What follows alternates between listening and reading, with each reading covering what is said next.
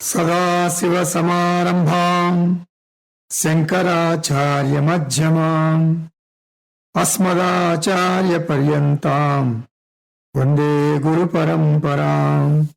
हरिः ओम्। श्रीगुरुभ्यो नमः। हरिः ओम्। ఆత్మబంధువులారా, ఈరోజు మనం 10వ క్లాసు తత్వబోధలో ఉన్నాం. వాసుదేవేంద్ర యోగీంద్రం మత్వా జ్ఞానప్రదం గురుం ముముక్షూణాం హితార్థాయ తత్వబోధో విధీయతే. తత్వబోధ నిర్వచనము ఏమిటి? ఆత్మ అనాత్మ వివేక జ్ఞానము అన్నారు శంకరాచార్య. అంటే ఆత్మ సత్యము, అనాత్మ మిథ్య. అంటే ఆత్మ జ్ఞానము సత్యము, అనాత్మ జ్ఞానము మిథ్య. ఈ జ్ఞానమును తత్వబోధ అంటారు. అనాత్మను తత్వబోధలో 11 భాగాలుగా వర్ణించారు. అవి శరీరత్రయము, కోశ పంచకము, అవస్థాత్రయము. స్థూల శరీరము, సూక్ష్మ శరీరము మనం విపులంగా చూసాం. స్థూల శరీరము అంటే గ్రాస్ బాడీ, ఫిజికల్ బాడీ. సూక్ష్మ శరీరము అంటే సటిల్ బాడీ. వాటి యొక్క కండిషను, మరి కాజు, ఫంక్షను, నేచరు అంటే స్వభావం, అవన్నీ కూడా మనం చూసాం. సూక్ష్మ శరీరం యొక్క 17 అంగములను కూడా వివరంగా శంకరాచార్య చెప్పారు.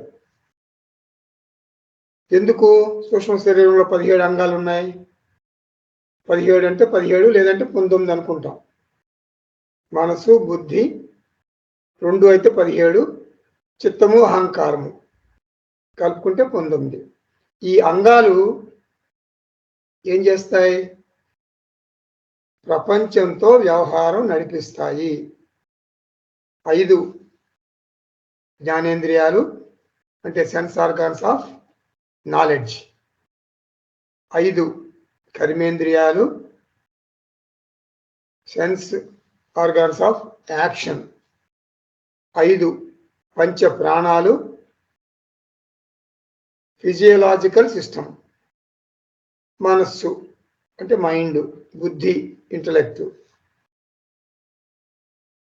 చిత్తము అంటే మెమరీ ఫ్యాకల్టీ, అహంకారము ఈగో ఫ్యాకల్టీ. అన్ని కలిపితే 19 అవుతాయి. 10 అంగములు తత్వబోధలో మనం ఏమనుకున్నాం?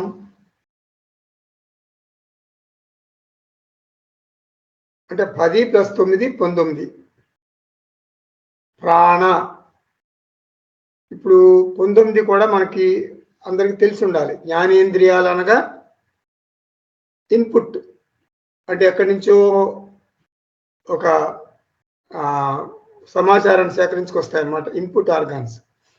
అట్లాగే కర్మేంద్రియములు అవుట్పుట్ ఆర్గాన్స్, అంటే పెర్సీవింగ్ ఆర్గాన్స్ జ్ఞానేంద్రియాలు అయితే, కర్మేంద్రియాలు పెర్ఫార్మింగ్ ఆర్గాన్స్.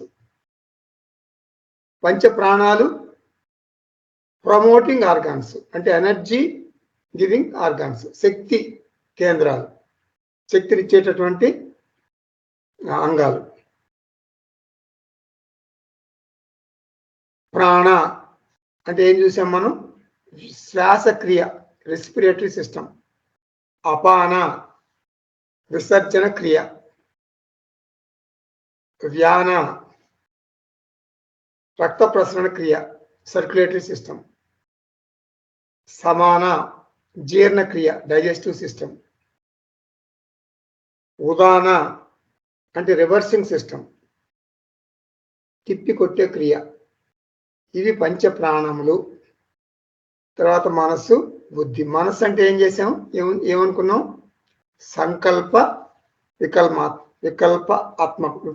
వికల్పాత్మకం అంటే ఆసిలేషన్ అన్నమాట. చెయ్యాలా వద్దా, చెయ్యాలా వద్దా, డౌటింగ్ ఫ్యాకల్టీ. భావోద్రేకాలు కూడా మనసు కిందే వస్తాయి. ఎమోషనల్ ఫ్యాకల్టీ అని కూడా అంటారు. డౌటింగ్, ఎమోషనల్ రెండు కూడా మనసు కిందే వస్తాయి. బుద్ధి అంటే నిశ్చయాత్మకము, జడ్జింగ్ ఫ్యాకల్టీ. రేషనల్ ఫ్యాకల్టీ అంటే రీజనింగ్ ఫ్యాకల్టీ, అది బుద్ధి. చిత్తం అని చెప్పాను కదా, చిత్తము అంటే మెమరీ, అంటే ఒక స్టోర్ హౌస్ అన్నమాట. నా తత్వబోధ క్లాసు మీరు శ్రద్ధగా గుర్తుపెట్టుకుని ఆచరణలో పెట్టుకున్నారు అంటే దాని అర్థం మీ చిత్తమే కారణం.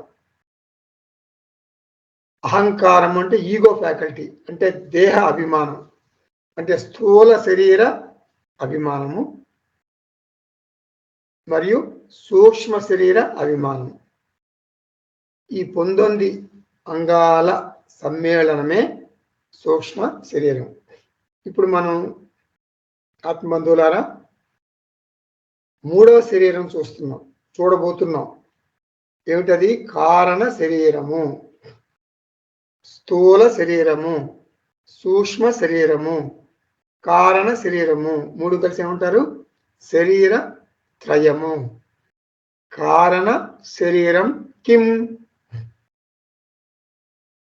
శిష్యుడు అడిగాడు అనుకోవాలి, శిష్య ఉవాచ అనుకోవాలి. అనిర్వాచ్య అనాద్య విద్యారూపం శరీరద్వయస్య కారణమాత్రం సత్ స్వరూపాజ్ఞానం నిర్వికల్పక రూపం యత్ అస్తి తత్ కారణ శరీరం. ఇది అంటే మూడవ అనాత్మ, కారణ శరీరం. ఇప్పుడు మనం చెప్పుకుంది నిర్వచనం అన్నమాట. సాంస్క్రిట్ లో శిష్యుడు ఏమడిగాడు? కారణ శరీరం కిం? Causal body, CAUSAL, Kajal. Casual కాదు, క్యాజువల్ బాడీ కాదు, కాజల్ బాడీ. ఇక్కడ కూడా మనం 4 అంశాలు చూస్తాం: కండిషన్, కాజ్, ఫంక్షన్, స్వభావం, నేచర్. ఇప్పుడు మనం ఫంక్షన్ ముందలు చూద్దాం. అందరికీ అర్థం అవ్వాలంటే ఫంక్షన్ కావాలి కదా, ఫంక్షన్ ముందలు చూద్దాం. ఈ ఫంక్షన్, కారణ శరీరం యొక్క ఫంక్షన్ అర్థం చేసుకునే ముందు మనం సృష్టి రహస్యం తెలుసుకోవాలి. సృష్టి అనేది శాస్త్రంలో చాలా చాలా ముఖ్యమైనది. మోడర్న్ సైన్స్లో కూడా చాలా ముఖ్యమైనది. సృష్టి రహస్యము అనగా ఏమి?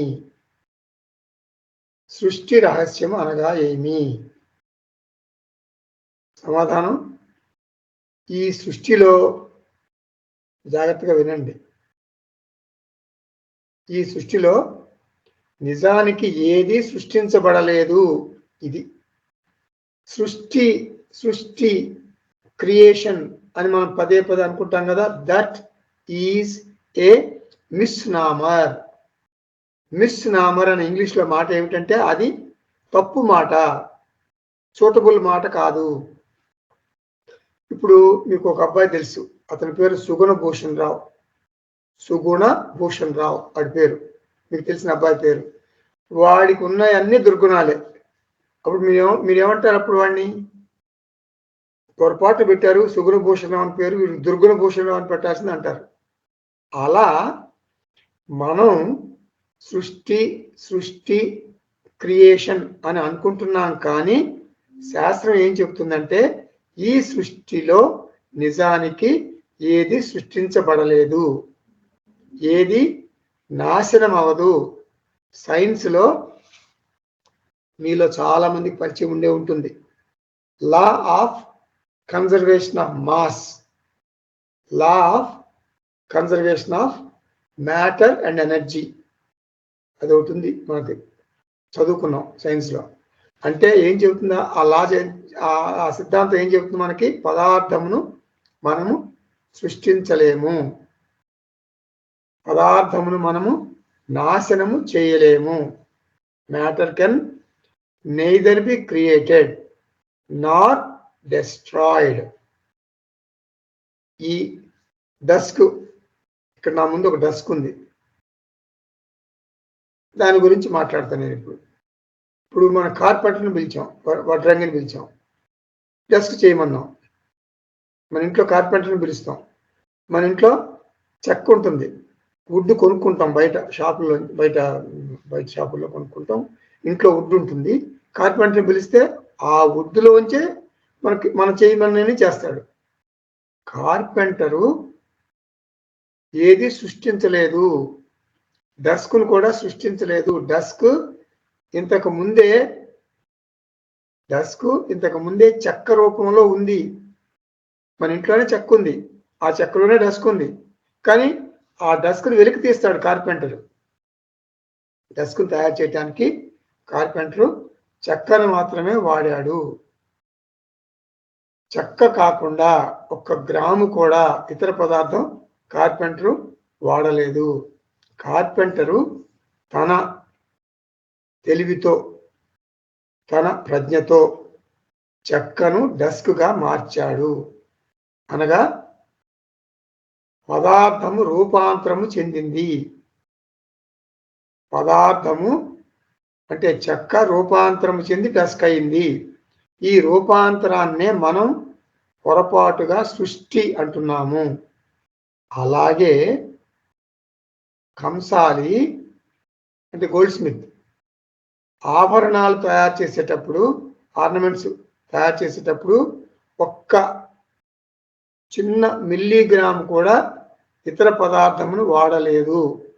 కేవలం బంగారానికి ఒక కొత్త రూపం ఇచ్చాడు గోల్డ్ స్మిత్. ఉంగరము, గొలుసు, గాజు, వడ్రాణం, ఇవన్నీ కూడా కంసాలి మనం ఇచ్చిన బంగారంతోనే చేస్తాడు. బంగారాన్ని తగ్గిస్తాడు కానీ పెంచడు. తరుగు అంటారు, పెరుగని ఎవరు అనరు. బంగారంలో తరుగు చూపిస్తాడు కానీ ఎక్కువ చూపించడు. బంగారాన్ని ఒక రూపం నుండి మరొక రూపానికి మారుస్తాడు. ఒక ఫామ్ నుండి మరొక ఫామ్కి ట్రాన్స్ఫర్మేషన్ చేస్తున్నాడు. ఇదే మనం సృష్టి అని తప్పుగా అంటున్నాము. ఒక బంగారు ముద్దలో నుంచి ఒక ఉంగరము, ఒక నెక్లెస్, ఒక గాజు అట్లా చేస్తాడు. బంగారపు ముద్దు ఉంది, ఇప్పుడు గాజు ఉంది. బంగారపు ముద్దు ఇది వరకు ఉంది, ఇప్పుడు నెక్లెస్ ఉంది. అలా రూపాంతరం చెందింది. అలాగే ఒక చెట్టు, ఒక పెద్ద ట్రీ, పెద్ద మర్రి వృక్షం ఉందనుకోండి, అది సృష్టించబడలేదు. ఆ చెట్టు విత్తనం రూపంలో ముందే ఉంది. అంత పెద్ద మహావృక్షము విత్తనం రూపంలో ముందే ఉంది. ఆ చెట్టు అవ్యక్తంగా అంటే అవ్యక్త రూపంలో ఆ విత్తనంలో ఉంది అని అర్థం. ఇప్పుడు ఏం జరిగింది? అవ్యక్త రూపంగా ఉన్న చెట్టు వ్యక్త రూపంలోకి వచ్చింది. అవ్యక్తంగా విత్తనంలో ఒదిగిపోయిన చెట్టు వ్యక్త రూపంలోకి వచ్చింది. అంటే అది రూపాంతరం చెందింది, ట్రాన్స్ఫర్మేషన్ జరిగింది. క్రియేషన్ జరగలేదు, ప్రొడక్షన్ జరగలేదు. అలాగే మన శరీరములన్నీ కూడా కొత్తగా సృష్టించబడలేదు. అంతకు ముందు బీజ రూపంలో ఉన్నాయి. అమ్మ గర్భ సంచిలో అంటే యుటిరస్లో అవ్యక్త రూపంలో ఈ శరీరం ఉంది, బీజ రూపంలో ఉంది. అంటే మన శరీరం అవ్యక్తంగా ఉండి వ్యక్త రూపంలోకి వచ్చింది. మన శరీరం లేని కాలం లేదు. అవ్యక్తం లేక వ్యక్తం రెండే. అవ్యక్తంగా ఉండాలి లేదా వ్యక్తంగా ఉండాలి. జగత్తు అంతా అన్ని కాలములలోనూ ఉంది, వ్యక్త రూపంలో లేక అవ్యక్త రూపంలో. భగవంతుడిని కాసేపు కంసాలి అనుకోండి, కాసేపు కార్పెంటర్ అనుకోండి. అలా భగవంతుడు ఒక చిన్న మిల్లీగ్రాము పదార్థం కూడా సృష్టించలేదు. కార్పెంటర్ ఎలా అయితే సృష్టించలేదో, గోల్డ్ స్మిత్ ఎలాగైతే సృష్టించలేదో కొత్తగా, అలాగే భగవంతుడు కూడా ఒక చిన్న మిల్లీగ్రామ్ పదార్థం కూడా సృష్టించలేదు. కాబట్టి ఆత్మబంధువులారా, సృష్టి జరగలేదు. ఈ సృష్టి జరగకపోతే జగత్తు సృష్టించబడలేదు అని అంటున్నారు. ఓకే, అయితే మనము సృష్టి అనే మాటను ఎందుకు వాడుతున్నాము? ఇది క్వశ్చన్. సృష్టి జరగలేదు, మరి సృష్టి అనే మాట ఎందుకు వాడుతున్నాం మనం? తెలిసి కూడా ఎందుకు వాడుతున్నాం అంటే, ప్రళయ అంటే ఏంటి? డిజల్యూషన్ ఆఫ్ ది వరల్డ్, అంటే ప్రపంచం లయించింది అంటున్నాం కదా. సృష్టి అంటున్నాం, ప్రపంచం లయించింది అంటున్నాం. రెండు మాటలు మనమే అంటున్నాం. శాస్త్రం ఏం చెప్తుందంటే, అంటే ఎందుకు వాడుతున్నాం? సృష్టి అంటున్నావు, ప్రళయం అంటున్నావు. లయించింది వ్యక్తము సృష్టి, అవ్యక్తము ప్రళయము. ఈ రెండు మాటలు ఎందుకు వాడుతున్నావు అంటే, శాస్త్రం మనకు చెప్పే సమాధానం ఏమిటంటే, జగత్తు సృష్టి నిజానికి జగత్తు సృష్టి కాదు. జగత్తు ఇంతకు ముందు అవ్యక్తంగా ఉంది, బీజ రూపంలో ఉంది. చెట్టు బీజ రూపంలో ఉన్నట్టు సృష్టి బీజ రూపంలో ఉన్నది. మన శరీరం కూడా బీజ రూపంలో ఉన్నది. సైంటిస్ట్ ఏమంటారంటే బిగ్ బ్యాంగ్ థియరీ అంటారు. Big B A N G bang, big bang theory అని చాలా చెప్తారు సైంటిస్ట్ మన సృష్టి గురించి.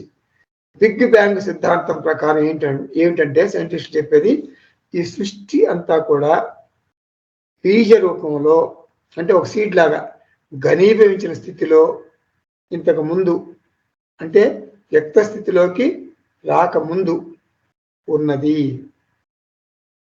బాగా కండెన్స్డ్ విత్తనం లాగా అనమాట. కండెన్స్డ్గా సృష్టి మొత్తం కూడా కండెన్స్డ్గా ఉందన్నమాట మ్యాటర్. అనగా వ్యక్త స్థితిలోకి వచ్చే ముందు అలా ఉందని వాళ్ళ అర్థం, సైంటిస్టుల అర్థం. దాన్ని సైంటిస్టులు ఏమంటారంటే సింగులారిటీ అంటారు. సింగులారిటీ. వేదాంతంలో మనం ఏమంటాం? అవ్యక్త ప్రపంచము అంటాం. మనం అవ్యక్త ప్రపంచం అంటాం, scientist singularity, big bang theory ప్రకారం. కాబట్టి ఆత్మబంధువులారా, సృష్టి అనగా అవ్యక్త జగత్తు వ్యక్త జగత్తుగా మార్పు చెందటం. మళ్ళీ చెబుతున్నా, సృష్టి అనగా అవ్యక్తంగా ఉన్న జగత్తు, మన కంటికి కనపడకుండా ఉన్న జగత్తు వ్యక్త జగత్తుగా, అంటే మన కంటికి కనపడే జగత్తుగా మార్పు చెందటము, అంతే. విత్తనం మొలకెత్తి మొక్కగా మారుతుంది, మొక్క చెట్టుగా మారుతుంది. అలాగే జగత్తు కూడా వచ్చింది. మరి ప్రళయంలో జగత్తు ఎలా లయిస్తుంది? జగత్తు నాశనం అవ్వదు, డిస్ట్రక్షన్ జరగదు. Law of conservation of mass and energy ప్రకారము నాశనం అనేది ఉండదు. పదార్థమునకు సృష్టి లేదు, లయం లేదు అని అర్థం. మరి ప్రళయంలో ఏం జరుగుతుంది? ప్రళయంలో ఏం జరుగుతుందంటే వ్యక్త ప్రపంచము అవ్యక్త ప్రపంచంగా మారిపోతుంది. అన్మానిఫెస్ట్ కండిషన్ నుండి మేనిఫెస్ట్ కండిషన్లోకి వస్తుంది, అది సృష్టి. అన్మానిఫెస్ట్ కండిషన్ నుంచి మేనిఫెస్ట్ కండిషన్లోకి వస్తే అది సృష్టి. మేనిఫెస్ట్ నుంచి అన్మానిఫెస్ట్కి వెళ్తే అది ప్రళయము. ఆత్మబంధువులారా, ఈ జగత్తు వ్యక్త రూపంలో లేదా అవ్యక్త రూపంలో ఎప్పుడూ ఉంటుంది. జగత్తు లేని కాలము అంటూ లేదు. ఇదే సిద్ధాంతం అన్ని వస్తువులకు వర్తిస్తుంది. ఇప్పుడు డస్క్ అంటున్నాను కదా నేను, నీవు ఈ డస్క్ను ముక్కలు ముక్కలు ముక్కలు చేసావు, అగ్నిలో కాల్చి వేసావు. డస్క్ను ముక్కలు చేస్తే ఏమైంది? చెక్క డస్క్గా మారింది, డస్క్ ముక్కలుగా మారింది. అగ్నిలో కాల్చేస్తే ఏమైంది? చెక్క డస్క్ యొక్క ముక్కలు బూడిదగా మారింది. బూడిద మట్టిలో కలిసి మట్టిగా మారింది. సో డస్క్ ఫాము చెక్క ముక్కలుగా మారింది, చెక్క ముక్కలు బూడిదగా మారింది, బూడిద మట్టిగా మారింది. రూపం మారుతుంది కానీ నాశనం జరగదు, రూపాంతరం జరుగుతుంది. దట్స్ ఇట్, అంతే. ఆటమ్ బాంబ్ ఎక్స్ప్లోజన్, ఇదే సిద్ధాంతం. ఆటమ్ బాంబ్ అంటే పదార్థం శక్తిగా మారింది, అంటే ఎక్స్ప్లోజన్ జరిగింది. అదేదో ఫామ్లో ఉంది, దాన్ని ఏమంటారు? E is equal to MC square. E is equal to MC square అంటే మ్యాటరు ఎనర్జీగా మారింది, మరల తిరిగి ఎనర్జీ మ్యాటర్గా మారింది.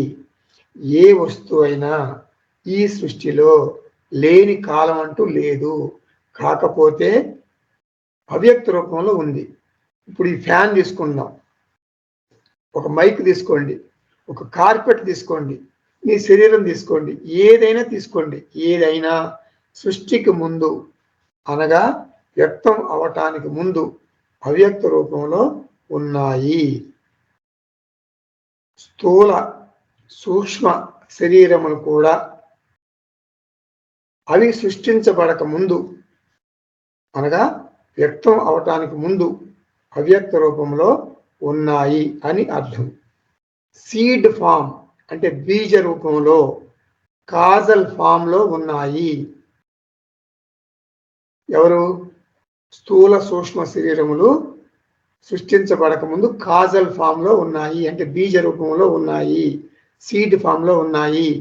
ఆ సీడ్ ఫామ్నే కారణ శరీరము అని అంటాము.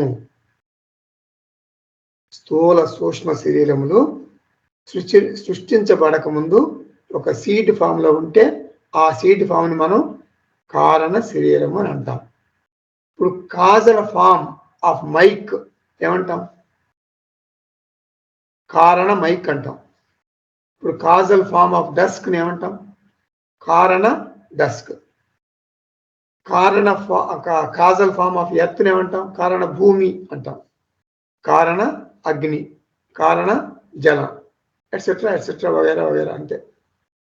అలా ఏ వస్తువు అయినా సరే సృష్టించబడక ముందు కారణ భూమి, కారణ పెన్ను, కారణ శరీరము.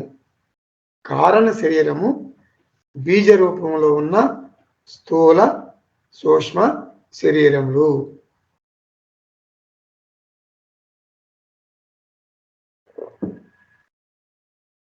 కారణ శరీరము బీజ రూపంలో ఉన్న స్థూల సూక్ష్మ శరీరములు అనగా స్థూల శరీరము సూక్ష్మ శరీరములు ఇది వ్యక్తం కాకముందు అవ్యక్తంగా బీజ రూపంలో కాజల్ ఫామ్లో కారణ శరీరంలో ఉన్నాయి. ఫంక్షన్ ఏమిటి? కారణ శరీరానికి ఫంక్షన్ ఏమిటి అంటే విత్తనం రూపంలో బీజ రూపంలో స్థూల సూక్ష్మ శరీరములు ఉద్భవించక ముందు ఉన్నాయి. అది కారణ శరీరం యొక్క ఫంక్షన్. జగత్ అంతా నాశనం అయిపోతే, టోటల్ డిస్ట్రక్షన్ జరిగితే స్థూల సూక్ష్మ శరీరాలు ఏమవుతాయి? అంటే కారణ శరీరం ఏమవుతుంది అంటే జగత్తు నాశనం అయితే స్థూల సూక్ష్మ శరీరాలు నాశనం అవ్వవు. జగత్తు శరీరము ప్రపంచము గుర్తుపెట్టుకోండి. స్థూల శరీరము స్థూల ప్రపంచము, సూక్ష్మ శరీరము సూక్ష్మ ప్రపంచము, కారణ శరీరము కారణ ప్రపంచము. వ్యష్టి అయితేనేమో శరీరం అంటాం, సమష్టి అయితేనేమో ప్రపంచం అంటాం. Micro macro, no difference. మ్యాక్రోలో మైక్రో ఉంటుంది కదా. ఈ జగత్తు అన్నావు అనుకో, ఈ జగత్తులో నువ్వు ఉన్నావు, నీ కుటుంబం ఉంది, అన్ని ఇంక్లూడెడే జగత్ అంటాం. సో కాబట్టి కారణ శరీరం అన్నప్పుడు మీరు కారణ ప్రపంచం కూడా సమష్టిగా అర్థం చేసుకోవచ్చు. సృష్టి నాశనం అయితే కారణ శరీరం ఏమవుతుంది, అది మన క్వశ్చన్. స్థూల సూక్ష్మ నాశనం అవ్వవు, కారణ శరీర రూపంలో అవ్యక్తంగా ఉంటాయి. సృష్టి నాశనం అయినప్పుడు కూడా కారణ శరీరంలో అలా ఉంటాయి. మనం చిన్నప్పుడు అదేదో ఎమీబా అని చదువుకున్నాం. ఎమీబా ఏకకణ జీవి, యూని సెల్యులార్ ఆర్గానిజం. అది అన్ఫేవరబుల్ కండిషన్స్ వస్తే దాని చుట్టూ ఒక పెద్ద సిస్ట్ లాగా ఫామ్ చేసుకుని ఉండిపోతుంది. ఇది అన్ఫేవరబుల్ కండిషన్స్లో అది చావదు. మళ్ళీ ఫేవరబుల్ కండిషన్స్ వచ్చినప్పుడు ఆ సిస్ట్లోంచి బయటకు వస్తుంది. అలా అన్నమాట ఈ కారణ శరీరంలో ఈవిడిపోతాయి స్థూల సూక్ష్మ కారణ శరీరం, స్థూల సూక్ష్మ శరీరాలు. మరలా తర్వాత సృష్టి వస్తే మరలా కారణ శరీరం స్థూల సూక్ష్మ శరీరములుగా వ్యక్తం అవుతుంది. తర్వాత ప్రళయంలో ఏం జరుగుతుంది, స్థూల సూక్ష్మ శరీరములు అవ్యక్త రూపంలో కారణ శరీరంగా ఉండిపోతాయి. తర్వాత నెక్స్ట్ సృష్టి, నెక్స్ట్ సృష్టి, నెక్స్ట్ ప్రళయం. ఇదే కథ. మీకు బాగా అర్థం అవ్వాలంటే ఇప్పుడు మనకి షాపులు ఉంటాయి కదా, అబిడ్స్, అమీర్పేట, మరి అట్లా మనం లోపల బజార్కి వెళ్ళినప్పుడు షాపులు ఉంటాయి కదా, ఆ షాపులు మంచిగా పనిచేస్తాయి. Sunday shops are closed. Sunday shops close అయితే అక్కడ మన వాళ్ళు ఫుట్పాత్ మీద అమ్ముకునే వాళ్ళు ఉంటారు. వాళ్ళు ఆ షాప్ ముందు పెట్టుకుని అమ్ముకుంటుంటారు. ఫర్ ఎగ్జాంపుల్ సండే రోజు ఒక షాప్ ముందు షట్టర్ వేసి ఉంటుంది కదా, అక్కడ ఒక సూట్ కేసులోంచి కొన్ని కర్చీఫ్లు బయటకు తీస్తారు. ఒక అతను కర్చీఫ్లు సూట్ కేసులోంచి బయటకు తీసి అమ్ముకుంటుంటాడు. ఎవరో పోలీస్ వస్తాడు. పోలీస్ వస్తే ఎక్కడ పట్టుకుంటాడో, అన్అఫీషియల్గా బిజినెస్ చేస్తున్నాడు కదా అని ఏం చేస్తాడు, అంటే ఫుట్పాత్ని బ్లాక్ చేస్తున్నారు కదా, ట్రాఫిక్ జామ్ అవుతుంది కదా, అందుకని ఏం చేస్తాడు, భయపడి, పోలీసుకు భయపడి ఆ కర్చీఫ్లన్నీ కూడా సూట్ కేసులో పెట్టేసుకుని సూట్ కేసు పక్కన పెట్టేసుకుంటాడు. మళ్ళీ పోలీసు వెళ్ళిపోయిన తర్వాత ఏం చేస్తాడు, ఆ సూట్ కేసు తెరిచి మళ్ళీ కర్చీఫ్లు పరుస్తాడు. అలాగే కర్చీఫ్లన్నీ సూట్ కేసులో అవ్యక్త రూపంలో ఉన్నాయి. అది ప్రళయం. సృష్టి కర్చీఫ్లన్నీ కూడా సూట్ కేసు నుంచి బయటకు వచ్చేసింది. మళ్ళీ లోపలికి వెళ్ళిపోతుంది, మళ్ళీ బయటకు వస్తాయి. లోపలికి వెళ్ళిపోతే కారణ శరీరం, బయటకు వస్తే స్థూల సూక్ష్మ శరీరములు.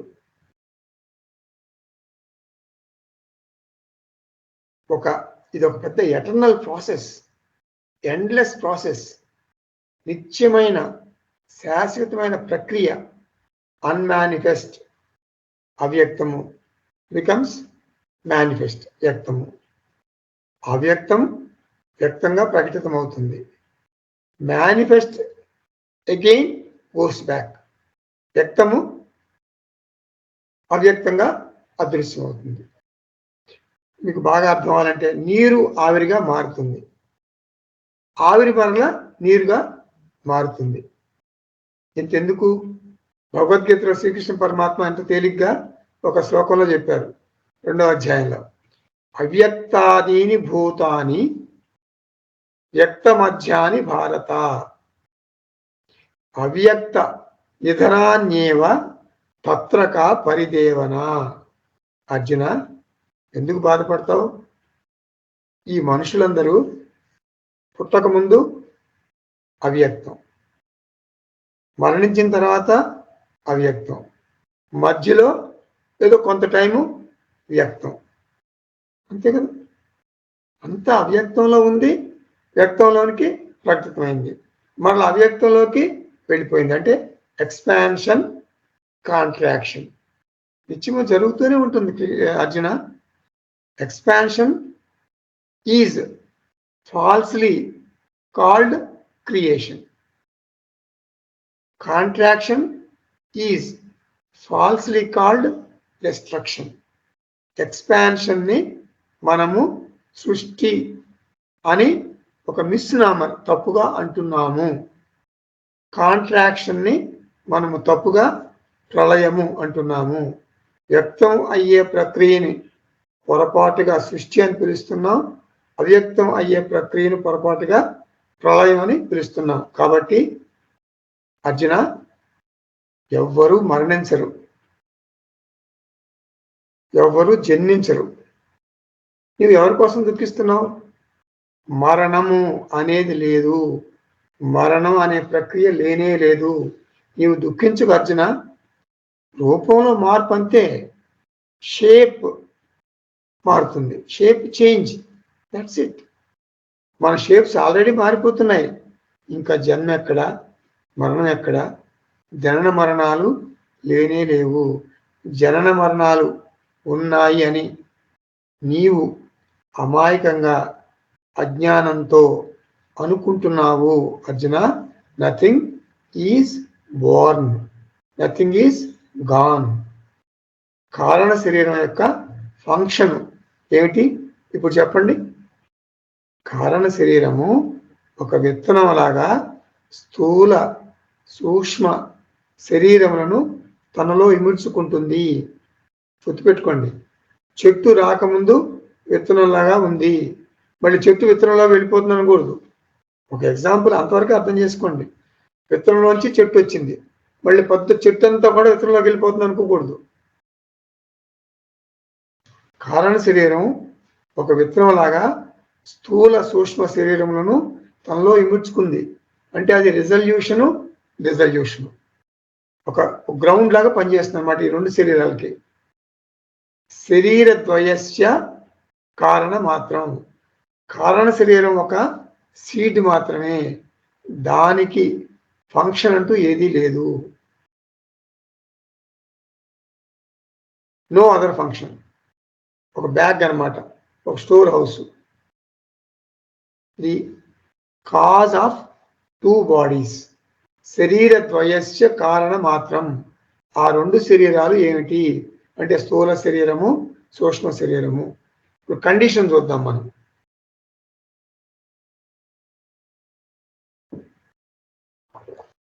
కారణ శరీరం యొక్క కండిషన్ నిర్వికల్పక రూపము. ఏమిటి దాని కండిషను? నిర్వికల్పక రూపము. ఏదైనా ఒక విత్తనం రూపంలో, ఒక బీజ రూపంలో ఉన్నప్పుడు ఒక రూపం అంటూ ఉండదు. అంటే భేదాలు, నిర్వికల్పక రూపం అంటే ఏమిటి అర్థం? భేదాలు లేని రూపము. చెట్టు ఉందనుకోండి, చెట్టు రూపంలో మీరు అన్ని స్పష్టంగా చూడవచ్చు. ఆకులు, కాయలు, పూలు, చెట్టు కొమ్మలు అన్నీ చూడవచ్చు. కానీ సీడ్ ఫామ్లో అదే చెట్టును మనం గుర్తించలేము. సీడ్ చూపించి బాబు ఇందులో కొమ్మలు, ఆకులు, పూలు, కాయలు ఎక్కడున్నాయి చూపించు అంటే మనం చెప్పలేము. కానీ ఆత్మబంధువులారా, అన్నీ సీడ్లో ఉన్నాయి. సీడ్లు ఏమున్నాయి? కొమ్మలున్నాయి, ఆకులున్నాయి, పూలున్నాయి, కాయలున్నాయి, అన్నీ ఉన్నాయి. కానీ మనకు కనపడవు, అవ్యక్తంగా ఉన్నాయి, సాలిడ్ ఫామ్లో ఉన్నాయి అన్నమాట, కండెన్స్డ్ ఫామ్లో ఉన్నాయి. ఒక చిన్న ముద్దగా అన్నీ కలిసిపోయి ఉంటాయి. ఎందుకు? మన పిండంలో పుట్టక ముందు మనం బేబీలో కాళ్ళు, చేతులు, కన్ను, ముక్కు అన్నీ ఉన్నాయి. కానీ ఏం చేస్తుంది? ఒక మాంసం ముద్దలాగా అన్నీ కలిసిపోయి ఉండి మనం ఏది గుర్తించలేము. ఎందుకు? జెనెటిక్స్ ప్రకారం డిఎన్ఏ అంటారు కదా, డిఎన్ఏ ఆఫ్ ది బేబీ చూస్తే అంటే కోడ్ ఫామ్ లో, పొటెన్షియల్ ఫామ్ లో, అవ్యక్త రూపంలో, అంటే పిండంలో, అంటే పిండ రూపంలో ఉన్న ఊంబులో, గర్భాశయంలో అన్నీ ఉన్నాయి. ఇప్పుడు ఒక 15 సంవత్సరాల తర్వాత ఈ బేబీ ఎలా ఉంటుంది దాంట్లో తెలిసిపోతుంది. దాంట్లో అన్నీ ఉన్నాయి. దీర్ఘకాలిక వ్యాధులు ఉంటాయా, మరి 15 ఏళ్ళ తర్వాత ఆరోగ్యంగా ఉంటుందా ఈ బేబీ, మరి ఒత్తుగా నల్లటి మంచి జుట్టు ఉంటుందా, లేదా బట్టతల, లేదా రాగి జుట్ట, లేదా పలుచటి జుట్టు ఉంటుందా, పొలు వరుస ఎలా ఉంటుంది, ఎత్తుపళ్ళు ఉంటాయా, లేదంటే మానసిక వ్యాధులు ఏమైనా ఉంటాయా, లేకపోతే చైల్డ్ హైపర్ యాక్టివ్ చైల్డా, లేకపోతే నార్మల్ చైల్డా, ఉండవలసిన దానికంటే కొంచెం అతి తెలివి, లేకపోతే తెలివి తక్కువతనం, అన్ని ఇట్లాంటి క్యారెక్టర్స్ అన్నీ కూడా డిఎన్ఏలో ఆల్రెడీ ఉన్నాయి సీడ్ రూపంలో, కానీ మనకు తెలియదు. అందుకే పిల్లల గురించి తల్లిదండ్రులకు యాంగ్జైటీ ఉంటుంది, స్ట్రెస్ ఉంటుంది. ఎందుకంటే తెలియదు. పొటెన్షియల్ ఫామ్లో అవ్యక్తంగా ఉన్న పిల్లల గుణములను మనం గుర్తించలేము. ఇప్పుడు కిడ్నీ ప్రాబ్లం, నీ ప్రాబ్లం, మరి బీపీ, డయాబెటీస్, ఇవన్నీ కూడా కొన్ని సంవత్సరాల తర్వాత బయటపడతాయి, మన ఊహకు అందవు. కానీ ఈ జబ్బులు కొత్తగా సృష్టించినవి కాదు, ఆల్రెడీ డిఎన్ఏలో, అంటే జీన్స్లో బీజ రూపంలో ఉన్నాయి. ఇప్పుడు ఫ్రెష్గా బయటపడుతున్నాయి. కొత్తగా సైంటిస్టులు రీసెర్చ్ ప్రకారం కొన్ని జబ్బులు, అంటే ఈ పార్కిన్సన్స్, అల్జీమర్స్ అంటే మతిమరుపు అనమాట. వాళ్ళు శుభ్రంగా ఇంట్లో ఉంటారు, తింటారు, అన్ని స్నానం చేస్తారు, అన్ని ఎవరండి మీరు అంటారు. వాళ్ళ కొడుకునే, వాళ్ళంతా ఇంట్లో, మన ఇంట్లోనే ఉంటారు. ఆ సొంత కొడుకుని ఎవరండి మీరు, మీకు ఎవరు కావాలి, ఎవరి కోసం వచ్చారండి అంటారు. అల్జీమర్స్ అంటే అది. ఇవన్నీ డిఎన్ఏలో ఉంటాయి, సైంటిస్టులు గుర్తించారు. కానీ మనకు తెలియదు ఏ బేబీకి ఏ ఆరోగ్య సమస్యలు ఉన్నాయి. అవి బయటపడే వరకు, యాబ్సెంట్ అని కాదు, బయటపడే వరకు సీడ్ ఫామ్లో ఉంటాయి, మనం గుర్తించలేం. ఆత్మబంధువులారా, కారణ శరీరంలో ఉన్న స్థూల సూక్ష్మ శరీరాలను కూడా వ్యక్తం కాకముందు మనం గుర్తించలేము. అటువంటి గుర్తించలేని స్థితిని నిర్వికల్పక రూపము అంటాము. స్థూల శరీరంలో మార్పులు స్పష్టంగా కనిపిస్తాయి. హెడ్, హ్యాండ్, లెగ్, ట్రంక్, ఇవన్నీ క్లియర్గా గుర్తిస్తాం కదా మనం. అట్లాగే సూక్ష్మ శరీరంలోని భాగాలు కూడా మనకు స్పష్టంగా తెలియవు. స్పష్టంగా తెలియదు కానీ తెలుసు అస్పష్టంగా. ఇప్పుడు నా ఎమోషన్ నాకు తెలుసు, నా ఇంటలెక్ట్ అంటే నా మైండ్, నా మెమరీ, నా జ్ఞానేంద్రియం, కర్మేంద్రియం, ఇవన్నీ తేడాలు నాకు తెలుస్తాయి కదా. కానీ కారణ శరీరంలో మనకు ఏ భాగాలు గుర్తించలేము మనం, ఏ భాగాలు కూడా కారణ శరీరంలో. కండిషన్ అంటే అన్డిఫరెన్షియేటెడ్ కండిషన్, అంటే ఏ అవయము స్పష్టంగా తెలియని స్థితి, అవ్యక్త స్థితి. సంస్కృతంలో ఏమంటాం మనం, నిర్వికల్పక రూపము. సో ఫంక్షన్ చూసాం, కండిషన్ చూసాం, ఇప్పుడు నేచర్, స్వభావం చూద్దాం. What is the nature of కారణ శరీరం? స్వభావం ఏమి అంటే, స్వభావం ఏమిటంటే సత్ స్వరూప అజ్ఞానము, ఇగ్నోరెన్స్. కారణ శరీరం ఎప్పుడు వచ్చింది? కారణ శరీరం? అది ఉంది. ఎప్పుడుంది? బిఫోర్ క్రియేషన్, సృష్టికి ముందు ఉంది. తర్వాత ఏమైంది? లయం తర్వాత కూడా ఉంది. బిఫోర్ క్రియేషన్ ఉంది, ఆఫ్టర్ డిజల్యూషన్ ఉంది. అంటే కారణ శరీరం ఉంటుంది. సృష్టికి ముందు, స్థూల సూక్ష్మ శరీరాలు పుట్టక ముందు ఉంది. స్థూల సూక్ష్మ శరీరాలు ప్రళయం అయిన తర్వాత ఉంది. సబ్జెక్ట్ ఆబ్జెక్ట్ తేడాలు మనకి కారణ శరీరంలో తెలియవు, కారణావస్థలో తెలియవు అన్నమాట. సబ్జెక్టు ఆబ్జెక్ట్ తెలియదు, ప్రమాత ప్రమేయం తేడాలు లేవు. కాబట్టి జ్ఞానం గురించి చెప్పలేము. ఇప్పుడు ప్రమాణం తేడా లేకుండా ఒక ముద్దలాగా ఉంటే ఇంక జ్ఞానం ఎట్లా తెలుస్తుంది? తెలియదు కదా. కారణ అవస్థలో జ్ఞానము ఉండదు. డివిజన్స్ ఉంటేనే జ్ఞానం ఉంటుంది. ఇప్పుడు ఫర్ ఎగ్జాంపుల్ మీరు తత్వబోధ వింటున్నారు, మీకు జ్ఞానము కలుగుతుంది. గురువు చెప్తున్నాడు, శిష్యులు వింటున్నారు. శిష్యులు వాళ్ళ యొక్క మైండ్ యూజ్ చేస్తున్నారు, ఇంద్రియాలు యూజ్ చేస్తున్నారు. ఇంద్రియాలు అంటే చెవులు ఉపయోగిస్తున్నారు కదా, మైండ్ ఉపయోగిస్తున్నారు కదా. సబ్జెక్టు, మైండ్, సెన్స్ ఆర్గాన్స్ ఇవన్నీ పనిచేస్తున్నాయి. కాబట్టి నాలెడ్జ్ ఉందని చెప్పగలం. Subject, object, mind, sense organs, intellect, ఈ డివిజన్ లేకపోతే జ్ఞానం గురించి మనం ఏమీ చెప్పలేము. ఈ స్థితిని అంటే total ignorance, infrastructure for knowledge is absent అనమాట. అంటే కారణ శరీరం అనగా అజ్ఞానము. ఏమి అజ్ఞానము? ఆత్మ అజ్ఞానము, సత్ స్వరూప అజ్ఞానము, స్వస్వరూప అజ్ఞానము, the ignorance of the real nature of everything. ఎందుకంటే అన్నీ డిజాల్వ్ అయిపోయాయి, అన్నీ ఘనీభవించిన స్థితిలో ఉన్నాయి.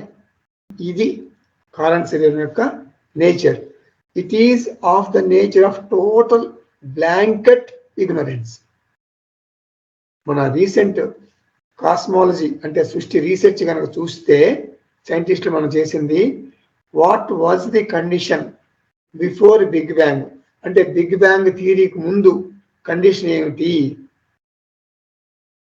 అంటే సైంటిస్టులకు వాళ్ళకి అర్థం కావటం లేదు. అంటే singularity state of no information అన్నారు కదా వాళ్ళు. ఆ సింగులారిటీకి ముందు తెలియదు వాళ్ళకి ఏమి. వాళ్ళు సింగులారిటీ అంటున్నారు, మనం కారణ శరీరం అంటున్నాం. వారు ఏమంటారు? State of no information. మనం ఏమంటున్నాం? అజ్ఞాన స్థితి అంటాం. సైంటిస్ట్కు తెలియదు కాదు, ఫ్యూచర్లో కూడా మనం తెలుసుకోలేము అని తేల్చేశారు సైంటిస్టులు. కారణ శరీరము ఒక అజ్ఞాన స్థితి. ఇప్పటి వరకు మనం ఏం చూసాం? Function, condition, nature. ఇప్పుడు కాజ్ చూస్తాం. What is the cause of కారణ శరీరము? ఈ ప్రశ్నే తప్పు.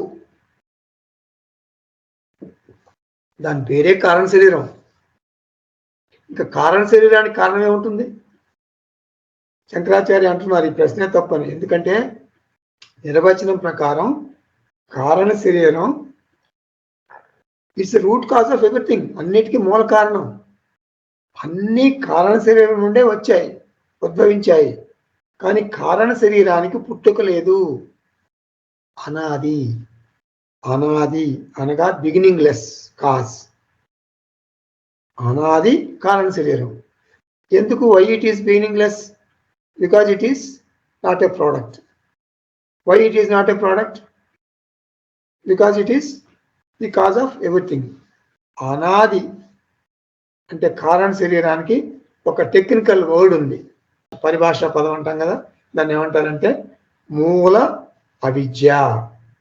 మూలావిద్య. కారణ శరీరాన్ని మనం మూలావిద్య అంటాం. అవిద్య అనేది ఒక టెక్నికల్ వర్డ్ అన్నమాట. మూలం అంటే కారణం కాబట్టి మూలావిద్య. కారణ శరీరానికి మరో పేరే ఉంది, అవిద్య లేక మూలావిద్య అనుకున్నాం కదా. ఇంకో పేరు ఉంది, మాయా. మూలావిద్య, మాయ, ప్రకృతి, అవ్యక్తం, శక్తి. 5 పేర్లు చెప్పాను మీకు. ఇప్పుడు ఏం చెప్పాను? మూల అవిద్య లేదా మూలావిద్య, మాయ, ప్రకృతి, అవ్యక్తం, శక్తి. అనాది అవిద్యా రూపం అని శంకరాచార్య అంటారు. So what is the cause of కారణ శరీరం? It has no cause. It is causeless. Cause of the శరీరంలో. అది శరీరంలో అంటే యూనివర్స్లో. శరీరం అంటే మన యూనివర్స్ సృష్టి కదా ఇదంతా. సో ఈ విషయాలన్నీ చాలా తేలిగ్గా మనకి భగవద్గీతలో 13వ అధ్యాయంలో శ్రీకృష్ణ పరమాత్మ చెబుతాడు. ప్రకృతిం పురుషంచ ఏవా అని ఒక శ్లోకం ఉంది. అక్కడ క్లియర్గా మనకి కృష్ణ పరమాత్మ చెప్తారు. తర్వాత దీంట్లో మన తత్వబోధలో అనిర్వాచ్య అని నిర్వచనంలో వాడారు. అనిర్వాచ్య అని కొత్త పదం వాడారు. అనిర్వాచ్య అనగా మిథ్య. మిథ్యకు మరొక టెక్నికల్ వర్డ్ అనమాట అనిర్వాచ్య. అనిర్వాచ్య అన్న మిథ్య అన్న ఒకటే. చెప్పుకున్నాం కదా మనం, ఆత్మ సత్యము, అనాత్మ మిథ్య. ఏం చెప్పుకున్నాం? సత్యం అనగా ఆల్వేస్ స్పీక్ ట్రూత్. అది కాదు ఇక్కడ, ఆ విషయం గురించి మనం మాట్లాడలేదు. సత్యం అనగా ఇండిపెండెంట్ నేచర్ ఉన్నది, మిథ్య అనగా డిపెండెంట్ నేచర్ ఉన్నది, ఆధారపడి ఉంటుంది. కుండ మట్టి మీద ఆధారపడుతుంది కాబట్టి మట్టి సత్యము, కుండ మిథ్య. అలా అర్థం చేసుకోవాలి. సత్యం అనగా స్వంత సత్తా ఉన్నది, మిథ్య అనగా స్వతంత్ర సత్తా లేనిది, సొంత సత్తా లేనిది. క్లే అంటే మట్టికి ఇండిపెండెంట్ ఎగ్జిస్టెన్స్ ఉన్నది. పార్ట్ డెస్ట్రాయ్ అయినా కూడా క్లే ఉంటుంది. క్లే అంటే మట్టి, పార్ట్ అంటే కుండ. రిమూవ్ ద క్లే అంటే మట్టిని రిమూవ్ చేసేసాం. రిమూవ్ చేస్తే పార్ట్ కెనాట్ ఎగ్జిస్ట్. అనాత్మ మిథ్య, అనిర్వాచ్యము అనే కొత్త మాటను శంకరాచార్య ఇక్కడ వాడారు. అనిర్వాచ్యం అంటే మిథ్య. మిథ్య అంటే ఏమిటంటే మనకి 11 ఐటమ్స్ చూసాం కదా, 11 ఐటమ్లు అన్నీ కూడా అనాత్మ. అనాత్మలు 11 ఐటమ్స్ అన్నీ కూడా మిథ్య. ఏమిటా 11 ఐటమ్స్? శరీరత్రయము, కోశ పంచకము, అవస్థ త్రయము. ఇప్పుడు కారణ శరీరం ఎప్పుడు ఉంటుంది? Only before creation or after dissolution. Seed లాగా అనమాట. సృష్టికి ముందు, లయం తర్వాత. సో కాబట్టి కారణ శరీరాన్ని మనకు చూడటం కుదరదు. ఇప్పుడు సృష్టి ఉందంటే మన సృష్టిలోనే కదా ఉన్నాం. మనం సృష్టించబడకముందు ఏం జరిగింది? తల్లి కడుపులో ఉన్నప్పుడు మనం చూడగలమా? చూడలేం కదా. కాబట్టి మనం కారణ శరీరాన్ని చూడలేము. కారణ శరీరాన్ని చూడటం కానీ ఎక్స్పీరియన్స్ చేయటం కానీ ఉండదు. చూడాలంటే ఏం చేయాలి? మనం సృష్టికి ముందుకు వెళ్ళాలి, లేదా ప్రళయం తర్వాతకు వెళ్ళాలి. శాస్త్రం ఏం చెబుతుందంటే, నీవు కారణ శరీరాన్ని తెలుసుకోవాలంటే ఒక చిట్కా, ఒక మోడల్ చెప్తుంది శాస్త్రం. ఏంటది మోడల్? బిల్డింగ్ కట్టే ముందు మనం ఏం చేస్తాం? ఒక మినియేచర్, ఒక మోడల్ తయారు చేసి చూస్తాం. బెడ్రూమ్ ఎక్కడుంది, బాత్రూమ్ ఎక్కడుంది, ఇది కోర్ట్ యార్డ్ అన్ని చూపిస్తాం అక్కడ, ఆ మోడల్. అలాగే మీకు ఒక మోడల్. ఇప్పుడు కారణ శరీరం అంటే మీరంతా కొంచెం అయోమయంగా it is going above my head అండి, ఎంతవరకు ఏదో స్థూలం అన్నారు, సూక్ష్మం అన్నారు, బాగా అర్థమైంది. ఇప్పుడు కారణ శరీరం అంటే మీకు విష్ణు పుస్తక క్లాస్కి జీవితంలో రాకూడదు అని నిర్ణయం చేసుకుంటున్నాం అని అనుకోకూడదు. చాలా ఈజీగా అర్థమయ్యేటట్టుగా మనకు శాస్త్రం ఒక ఎగ్జాంపుల్ చెప్పింది. నీకు కారణ శరీరం చక్కగా చూపిస్తాం. ఇప్పుడు కళ్ళకు కట్టినట్టు చూపిస్తాం. యాసిడ్ టెస్ట్ అనమాట. టెస్ట్ ట్యూబ్ తీసుకోండి, ఇది టెస్ట్ ట్యూబ్. సొల్యూషన్ తీసుకోండి, సొల్యూషన్ ఏమిటో మాకు తెలియదు. ఈ సొల్యూషన్ ఏమిటి? యాసిడ్. అవునా కాదా? మనం టెస్ట్ చేయాలంటే ఈ టెస్ట్ ట్యూబ్లో కలర్లెస్ నీళ్ళలాగానే ఉంటుంది, అది పోస్తాం. నీళ్ళలాగానే ఉంటుంది, నీళ్లు కాదు. అప్పుడు ఏం చేస్తాం? బ్లూ లిట్మస్ పేపర్ ఇట్లా పెడతాం. అప్పుడు acid turns blue litmus red. ఇది మనం కెమిస్ట్రీ ల్యాబ్లో చేసుకుంటాం. దీన్ని యాసిడ్ టెస్ట్ అంటారు. అంటే కళ్ళకి స్పష్టంగా కనిపిస్తుంది, ఇది యాసిడ్ అని తెలుస్తుంది. యాసిడ్ చూడటానికి నీళ్ళలాగానే ఉంటుంది, కానీ blue litmus paper blue litmus paper రెడ్గా చేయలేవు. అంటే బ్లూ కలర్ని రెడ్గా మార్చలేవు, యాసిడ్ మారుస్తుంది. అందుకని సో క్లియర్గా ఏదైనా చెప్పాలంటే యాసిడ్ టెస్ట్ అంటారు. Acid test the medium. అలా మీకు ఒక మోడల్ చూపిస్తారు శాస్త్రం ద్వారా. నిద్రలో, స్లీప్లో, సుషుప్తిలో నీకు కారణ శరీరం ద్యోతకమవుతుంది. Sleep is a miniature model of కారణ శరీరం. సుషుప్తిలో నీకు అనుభవాలు ఉండవు, ఫిజికల్ బాడీ ఎక్స్పీరియన్స్ ఉండదు. సూక్ష్మ శరీరం కూడా డిజాల్వ్ అయినట్లు అనిపిస్తుంది. ఎందుకంటే ఆ టైంలో ఏమి పని చేయవు. ఐస్ ఫంక్షన్ చేయవు, ఇయర్స్ నో, జ్ఞానేంద్రియాలు నో, కర్మేంద్రియాలు నో, ఎమోషన్స్ భావోద్వేగాలు నో, అన్నీ నిజంగా డిజాల్వ్ అయినట్లు అనిపిస్తాయి. As good as dissolved.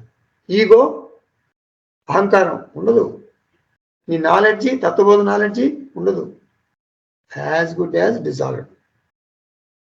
మనం సుషుప్తిలో నిద్రపోయేటప్పుడు ఐ యామ్ అస్లీప్, నేను బాగా గాఢంగా నిద్రపోతున్నాను అని చెప్పలేము. ఐ యామ్ అస్లీప్, నేను బాగా నిద్రపోతున్నానంటే దాని అర్థం ఏంటి? నువ్వు అబద్ధం చెబుతున్నావు, చెప్పలేవు నువ్వు. ఎందుకంటే బుద్ధి డిజాల్వ్ అయిపోయింది.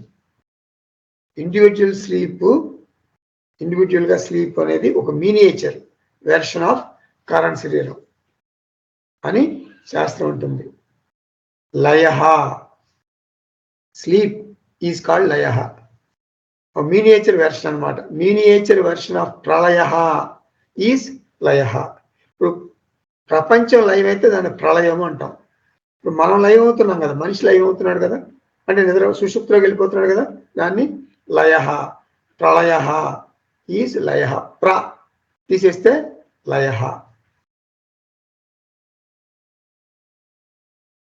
ఆ టైంలో మనకి ప్రపంచం లేదు, మన శరీరం లేదు, సూక్ష్మ శరీరం లేదు, సబ్జెక్టు ఆబ్జెక్టు మన వికల్పాలు లేవు, ఆ డ్యూయాలిటీ లేదనమాట. All the knowledge is dissolved. సత్ స్వరూప అజ్ఞానం మాత్రం ఉంటుంది, నిర్వికల్పక రూపము. నిద్రలో నీవు ఏది సరిగా గుర్తించలేవు. మీకు బాగా అర్థం అవ్వాలంటే, ఒక అతను అన్టచబిలిటీ పాటిస్తాడు. Don't touch me, please don't touch me అంటాడు. అతను ట్రైన్లో ప్రయాణం చేస్తున్నాడు. ట్రైన్లో ప్రయాణం చేసేటప్పుడు కో ప్యాసింజర్ పక్కనే ఉన్న అతను కొంచెం తగులుతాడు, అట్లా don't touch me, please don't touch me అంటాడు. ఆ ప్రయాణం చేసేటప్పుడు ఇద్దరు నిద్రపోతారు.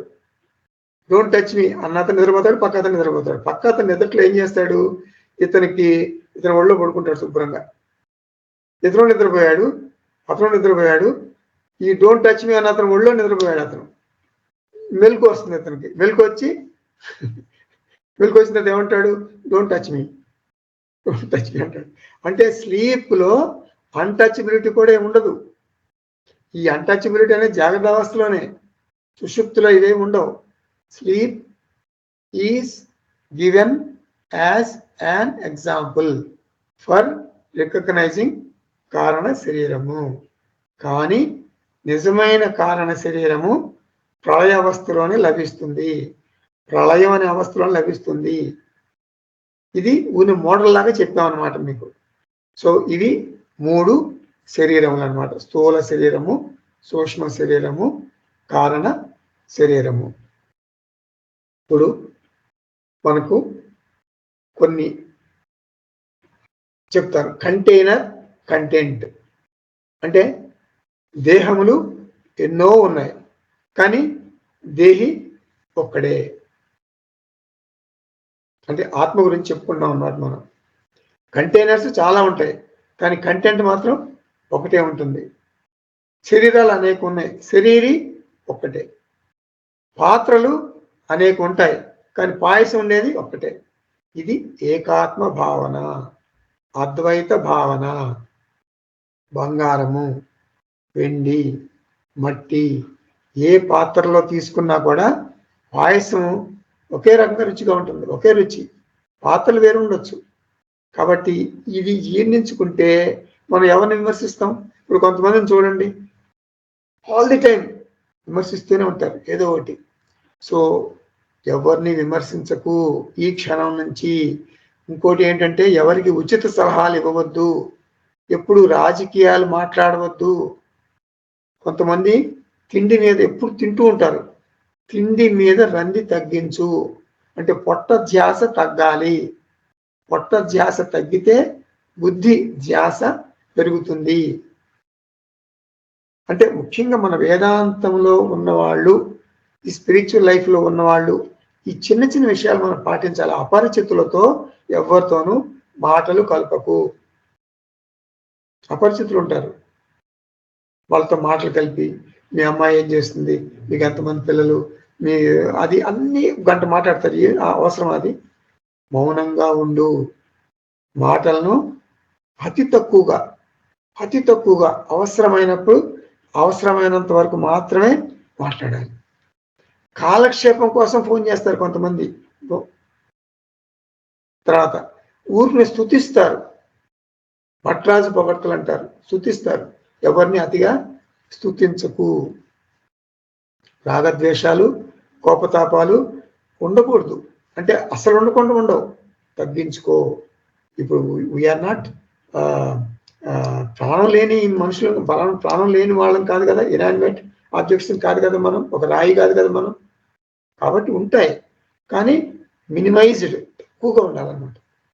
మినిమంగా ఉండాలి. రాగద్వేషాలు, కోపతాపాలు. అలా చాలా మంది ప్రతి చిన్న ఫంక్షన్కి వెళ్ళిపోతారు. అంటే ఫంక్షన్స్కి వెళ్ళొద్దని చెప్పటల్లా, మన ఆధ్యాత్మిక జీవన విధానంలో అవి చాలా అబ్స్టకిల్స్ చేస్తాయి అన్నమాట. ప్రతి చిన్న ఫంక్షన్కి కూడా మనం వెళ్ళటం తగ్గించాలి. అంటే అనుకుంటాం కదా, పోర్ట్ రిడక్షన్ అనుకుంటాం కదా, పొజిషను, ఆబ్లిగేషను, రిలేషన్స్, ట్రాన్సాక్షన్స్, ఈ 4 తగ్గితేనే మనకి స్పిరిచువల్ లైఫ్ ఉంటుంది. పొజిషన్ అంటే మనం ఆస్తిపాస్తుల గురించి బెంగ. ఆబ్లిగేషన్ అంటే మొహమాటాలు, వీళ్ళు ఏమనుకుంటారు, వాళ్ళు ఏమనుకుంటారు అని ఎప్పుడు బాధపడుతుంటారు అనమాట. తర్వాత రిలేషన్స్, డైరీ మన డైరీ తీసుకుని రాస్తే ఒక 2000 మంది 3000 మంది మనకి బంధువులు వస్తారు. వాళ్ళందరితో మనం మెయింటైన్ చేస్తాం. అనవసరం, చాలా మినిమం ఉండాలి. అంటే ఈ ఏజ్ వచ్చిన తర్వాత, ఆధ్యాత్మిక జీవితంలో ఉన్న తర్వాత ఇటువంటి చిన్న చిన్న విషయాలు మనం పాటించాలి. ఆధ్యాత్మిక జీవన విధానం పలచనైపోతుంది. సో ఆధ్యాత్మిక ప్రయాణం ఆగిపోతుంది. ఇప్పుడు మనం టీవీ సీరియల్ చూస్తే, సీరియల్లో ఒక పాత్ర గురించి బాధపడి మనం ఆ పాత్ర, టీవీ సీరియల్లో పాత్ర ఆరోగ్యం బాగుపడాలి అని మనం పూజ చేస్తామా? చేయం కదా. అలాగే నీ జీవితం ఒక డ్రామా, ఒక టీవీ సీరియల్. సీరియస్గా తీసుకోకు, నటించు అంతే.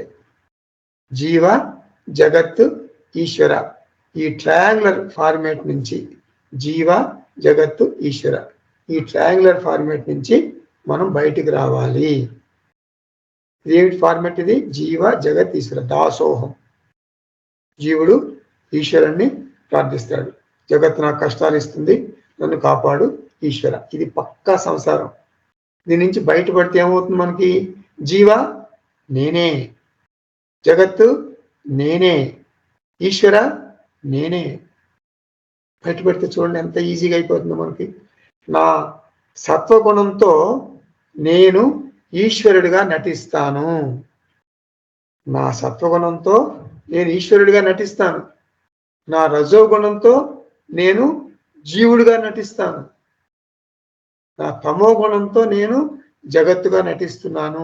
నేనే జగత్తు, నేనే ఈశ్వర, నేనే జీవ.